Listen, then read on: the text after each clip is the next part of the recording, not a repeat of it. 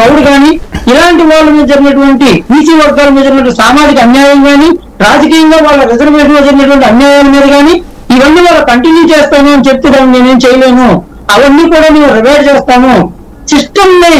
System టై చేయడం ద్వారా tax వసూలు అనేటువంటిది పెరుగుతుంది. ఎక్కడైతే అసలు ఒకదానికి దానికి ఏమైనా పొంతం ఉందా?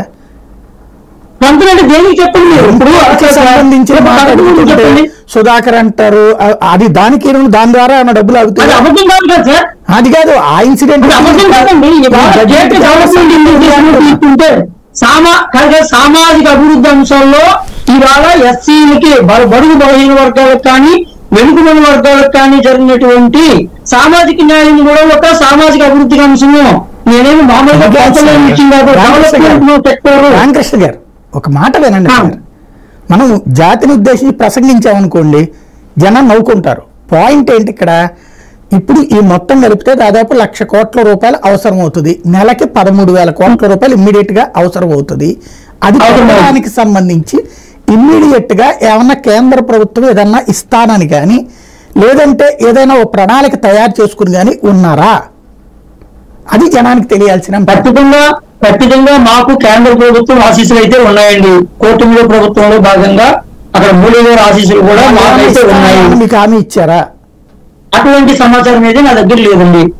మరి ఎలా ఆశీస్సులు ఉన్నాయి కాబట్టి ఆటోమేటిక్ గా ర్యాండమ్ గా జరుగుతుంది. ఎప్పుడైనప్పటికీ కూడా మాకు సంబంధించినటువంటి బడ్జెట్ మేము చూసుకోగా, అలాగే కొంచెం అప్పు చూసుకోగా, ఇలా అన్ని కోణాల నుంచి కూడా సమస్య ఏంటంటే చంద్రబాబు గారు ఉన్నప్పుడు కూడా ఇదివరకు ఇలాగ చెప్పినటువంటి సంపూర్ణ రుణమాఫీ రెండు కూడా ఇవ్వలేకపోయారు.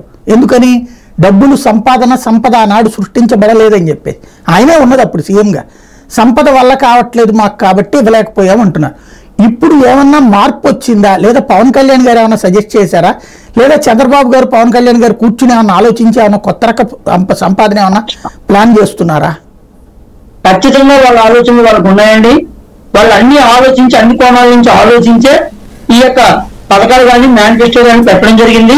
పవన్ కళ్యాణ్ గారు కూడా పబ్లిక్ లో మాట్లాడేటప్పుడు మా మేనిఫెస్టోకి సంబంధించి కేంద్ర ప్రభుత్వం పెద్దలు కూడా సంపూర్ణమైనటువంటి ఆశీస్సులు ఉన్నాయి అని చెప్పి దీని యొక్క రిలీజ్ చేసేటప్పుడు పబ్లిక్ కి అనౌన్స్ చేయడం జరిగింది. అంటే ఖచ్చితంగా కేంద్రం యొక్క సహాయం ఉంటుంది. అలాగే ఖచ్చితంగా మేము ఇమీడియట్ గా సృష్టించేటువంటి ఇన్కమ్ ఉంటుంది.